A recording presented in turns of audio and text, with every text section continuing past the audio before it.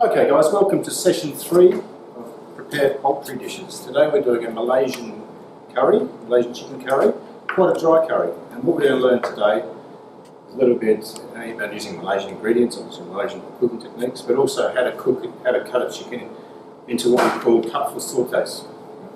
Sauté cut is a basic way of breaking down a whole chicken into pieces for braising. So we've got a whole chicken here. Right, well, we've got breast, leg, thigh, Maryland, wings. Right. So what we want to do is we want to break it down. So we're still cooking it on the bone. Okay. Very importantly, keep it on the bone because that's part of these dishes. They're quite peasant-style dishes. The whole idea of them is to cook them on the bone. So we want to cut it properly. This chicken neck we're going to cut off, just a bit of excess skin here. Right, and then to remove the legs, what we do is just hold it upside down. So what you see is this skin becomes quite taut. We just make a little nick. And what happens, gravity just pulls the breast down and we can actually see where we're supposed to cut. So we're going to cut right around this oyster of meat that's at the back here. And then what I'm doing with my two fingers, pushing the bone forward so it pops out of the socket. So it just pops right out. And run the knife along. It's that simple. We'll repeat the same on the other leg. So just nip it, and we'll show you where to cut after that. See, and there's an oyster of meat here. We're going to make sure our knife gets around that. Pop it out of the joint. So that's our 2 chicken Marylands. And the wings for us in this purpose don't really hold much purpose. So we're leaving one joint on, this wing bone here, but the other 2 we're taking off. So when you're cutting through chicken joints, we want to cut through the joint, not through the bone. So if I'm cutting, for instance, through here, I want to cut at the joint. The best way to find the joint is to imagine that's a 90-degree angle and we cut through at 45. So we're not cutting through bone there. There isn't any chance of bone fragments going in the dish.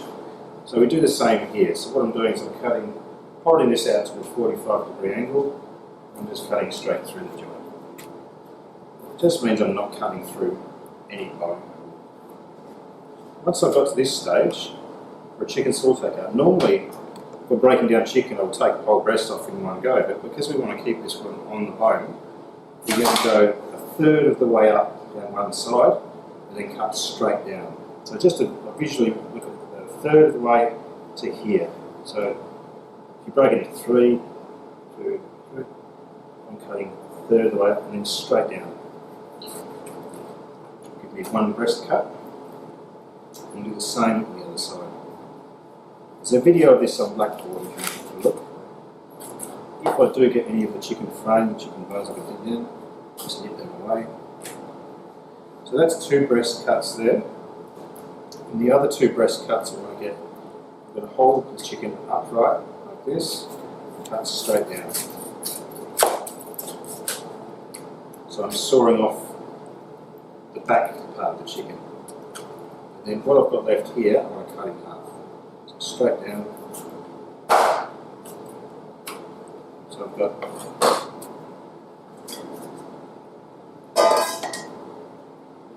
4 breast pieces. And what I have now is 2 leg pieces. So I've got 2 legs here, Marylands. What I want to get is 4 pieces. So I want to split these into thigh and drumstick. So if I hold this here, I've got a right angle there. I cut straight through the joint. That way I'm not cutting through meat at all. I'm sorry, I'm not cutting through bone at all. I'm cutting through the cartilage in between, which gives me a thigh, a drumstick. Same on the other side. Straight through, thigh, drumstick. What I like to do is just take the knuckle off these drumstick bones. It just helps the meat pull back, keeps moist. Okay, so just the heel of your knife, cut straight down. So I've got now 8 pieces. I've got 2 thighs, 2 legs, 2 breast with the wing, 2 2 of the front breast pieces. And here I've got these little wingettes, which you could do a little canapé with, and wing tips, trim, and bones that we could do a stock with. What I'm going to do now is marinate this chicken in a bit of sugar, water, and tamarind. Tamarind's a souring agent used quite a lot in Southeast Asian cooking. So what I'm going to do is, I've got the tamarind again, we'll add the sugar to this, water, stir around. I'm going to pour this over the chicken pieces.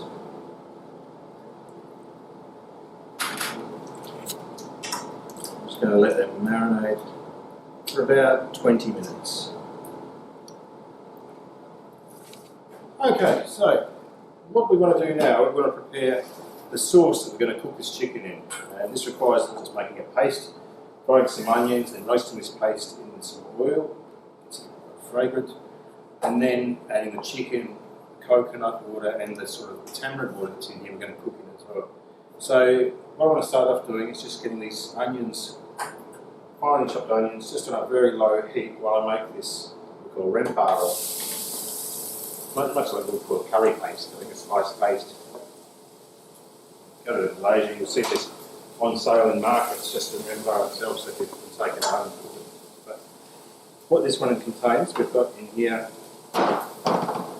lemongrass, garlic, galangal, shrimp paste that's been roasted, chili paste, turmeric. This is galangal, Laos powder. This is dry galangal as well. Okay, so I'm going to put all the fresh ingredients in here. It's the lemongrass, garlic, galangal, a little bit of salt.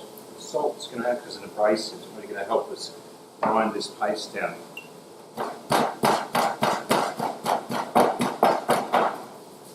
if we had a large amount of this to prepare, we'd probably be using the rubber cook, but this, you would have made a spice paste, I think, in restaurant time, perhaps with Malaysian fish curry.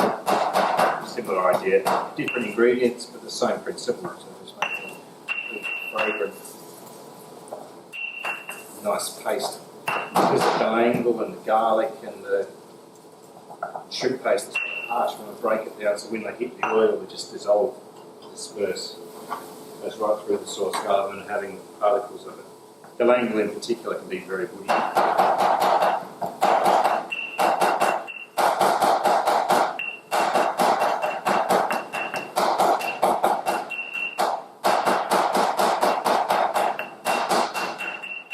What I'm trying to do is get everything down to a paste consistency, not granular, not bits of anything. Now everything else can go in. So the shrimp paste, the chili paste, turmeric, and the ground galangal.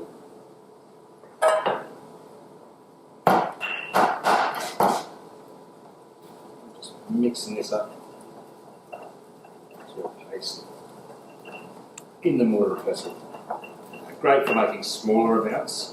If you haven't got something like this at home, you can just chop everything finely and mix them together. I think for this one we're actually going to make this one at the college for you and come pick it up. It's good to show you how we do it. So I'll put it there. Just a nice fine paste. Onion's been cooking away there.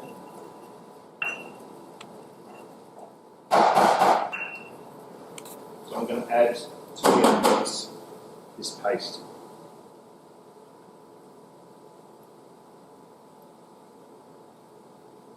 Make sure I get everything in.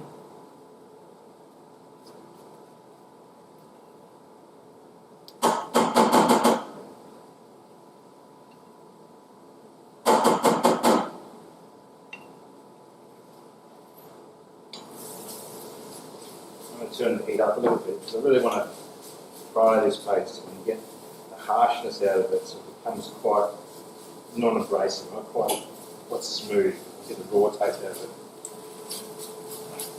What I'm really looking for is to build up a little film along the bottom of this pan, which I can then lift off with some liquid.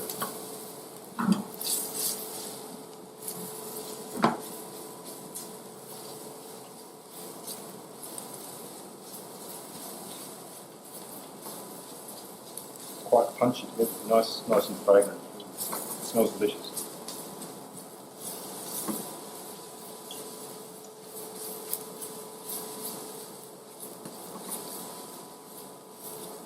You can see I'm getting a little bit of sediment there, a little bit of a bond build up on there, which is good. It's what I want. I want to have that on there so I can then lift it off.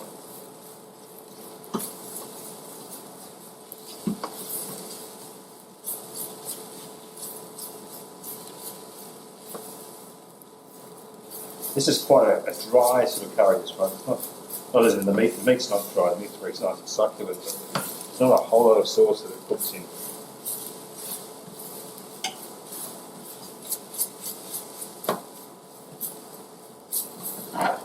See what I've got there, that will build up on there. That's probably about where I want to stop.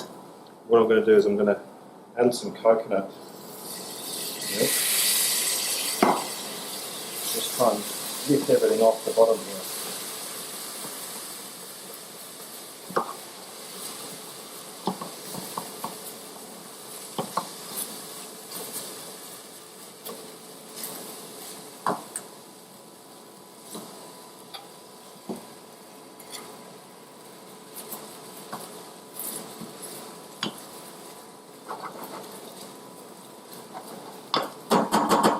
Into this I'm going to add the chicken pieces.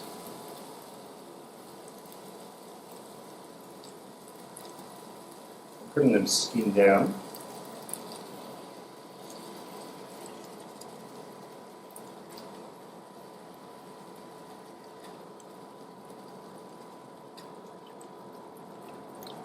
Keeping this tamarind water because it's going to go in there as well. I'm just going to season the flesh side of the chicken now as well.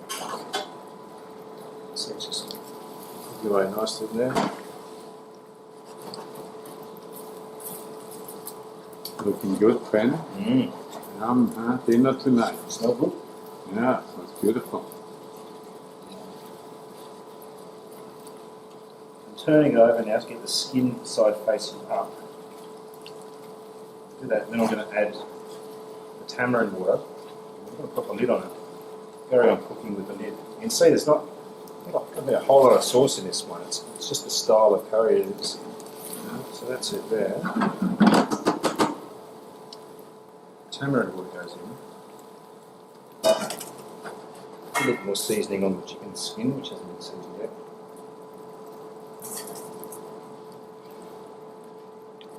That's just going to go have a little sleep with the lid on a very low temperature. So I'm putting it right down now. And I just want it just doubling over, just ticking over nicely. Imagine that 20-25 minutes. It's going to be ready to serve. Excellent. Okay, it's been 25 minutes, simmering nicely, and the chicken is tender. It's cooked. You can see it here. And the sauce is very tasty and fragrant. All we want to do just to finish it off is I've got some coriander stems that I'm just chopping up and putting in there now. And over here I've got some steamed rice, which I'm going to serve it with. So when I'm serving this, what I want to give is I want to give a leg piece and a breast piece for each portion. So we've got here, this is the thigh.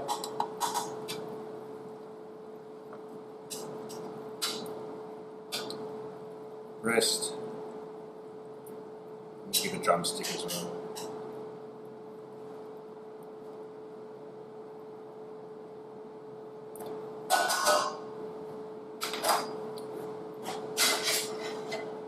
Some of the sauce over the top.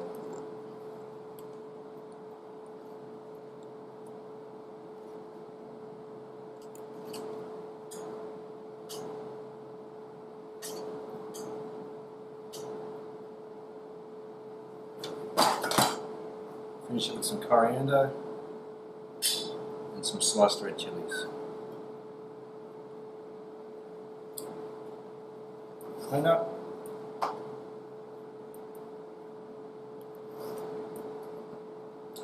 That's our Malaysian chicken curry.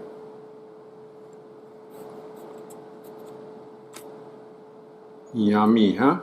Very good. Excellent.